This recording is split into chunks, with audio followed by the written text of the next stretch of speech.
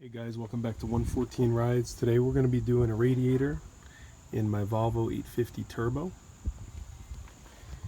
Kind of got excited and started taking some things apart, but we'll walk you guys through the major steps and show you how this is done. Last week when I was in Manhattan, I got a small crack in my radiator. It was in the upper portion, right about here where the aluminum meets the composite. So I jumped the gun. Got on Amazon, ordered a generic radiator. Didn't really like the quality right off the bat. To confirm this, if you pull off these caps here, you can see all that scale and corrosion. Right, and even on this side, look at that. So that kind of was a red flag for me. And I decided to get the return slip going on this radiator. And so I decided to go with an OEM unit from FCP. And just as a comparison, I mean, just look at this. It's night and day. The quality of this radiator is unbelievable for a composite aluminum unit. In addition, we have some clips here that are for our oil cooler and our trans cooler lines.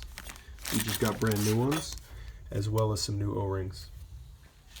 These are the parts that came out of the car when we were moving the radiator. We're going to clean them up real nice, as well as clean up the engine bay. And last but not least, we have some of these plastic components. One is the fan and the shroud. The plastic broke here for the two mounting points. So we're going to use some adhesive to get that back together. In addition, we may do a little plastic welding with the soldering iron. And then on top of this mounts on top of the fan shroud. If you got a Volvo 850, you know exactly what part this is. And we found a crack here, so we're going to get that put back together.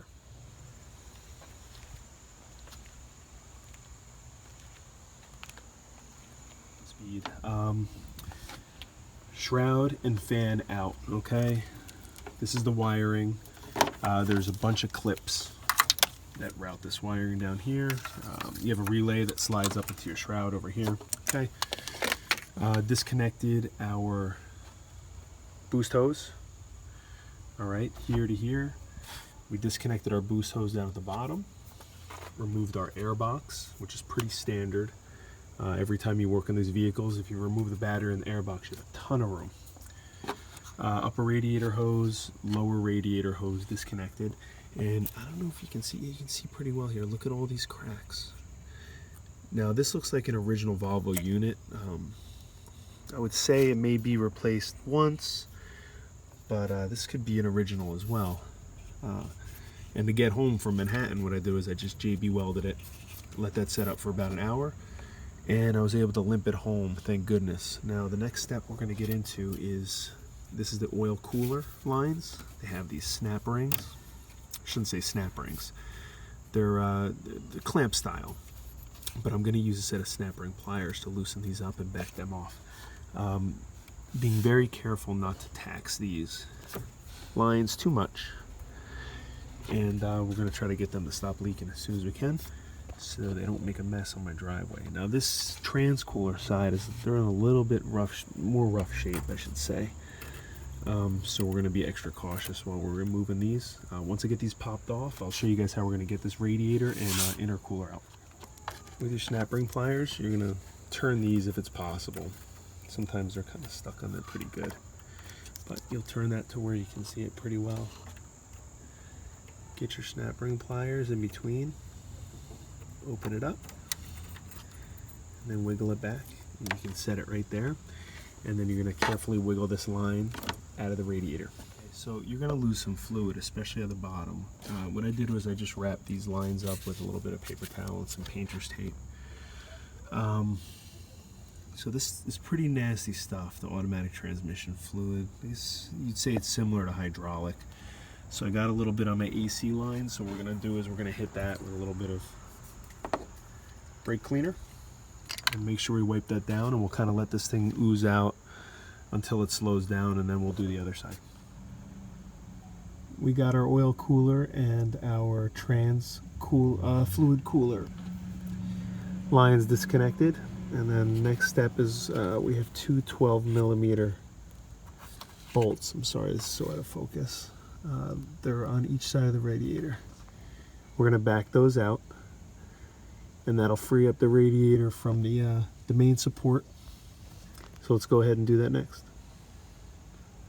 The last step before we can finally remove the radiator is we have 1, 2 10mm nuts, and this is sandwiching the AC condenser, intercooler, and radiator together. Okay, so the radiator's freed up.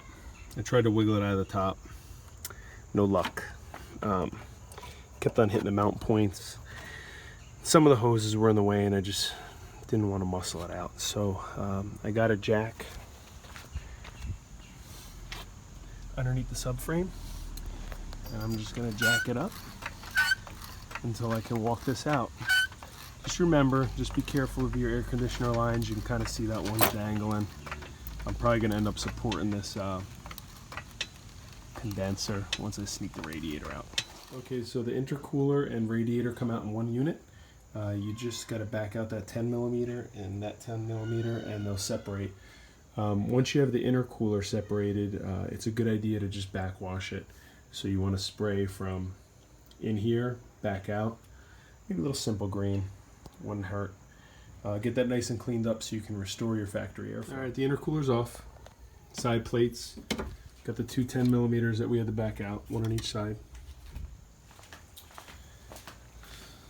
Old radiator going in the trash. Don't forget you have 1, 2, 3, 4, 5, 6 clips that you need to take off your old unit and put on your new unit. Those are completely reusable, and you'll be stuck without them. Alright guys, it's getting kind of late. I'm going to go have some dinner with my family, and I will continue tomorrow. It's the next day. We have a radiator and our intercooler hooked back up together. We did a little cleanup. I backwashed it with some simple green, scrubbed it, got some of the grime out of the intercooler, touched up the brackets with some flat black paint. You can see this is the finished product. Try to make it as clean as possible before we put it back into the car. We're not gonna see this part again very soon, so try to get it as nice and clean as possible. Everything looks good. And then in addition, I threw some of this Permatex black plastic welder on our upper shroud cover. And also too, I was able to fix these two tabs. Not the prettiest in the world, but it's gonna hold up just fine. Nice and strong.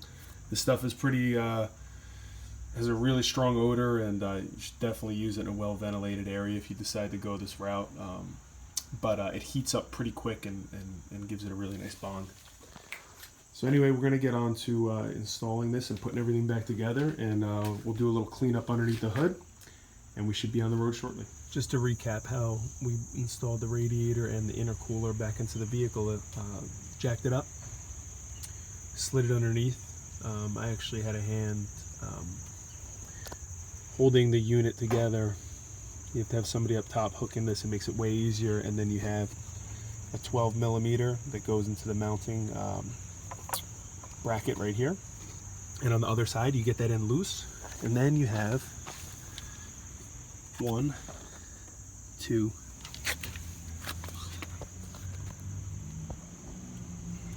3, and then a fourth 10mm that you want to loosen up, or I'm sorry, you want to tighten up and keep it loose because you want to make adjustments. Once you send those 12mm from the bottom home, taking care not to tighten them too much, then you can tighten up your 10mm, and now you're at this step. So what I've done here was I've removed the old O-ring from the trans cooler line using a pick carefully, and then snap ring pliers to remove the old clip. Everything's reinstalled. We're going to install the bottom first. You can see I put a little white lithium grease on there to lubricate the O-ring. These clips have a little bevel right there. You want that to face out, because essentially what you do is you just slide these right into the new connector at the bottom of the radiator right there, and they should snap right into place.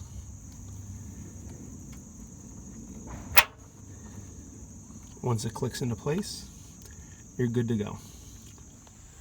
Just to give you guys an idea of how we sequence this reassembly,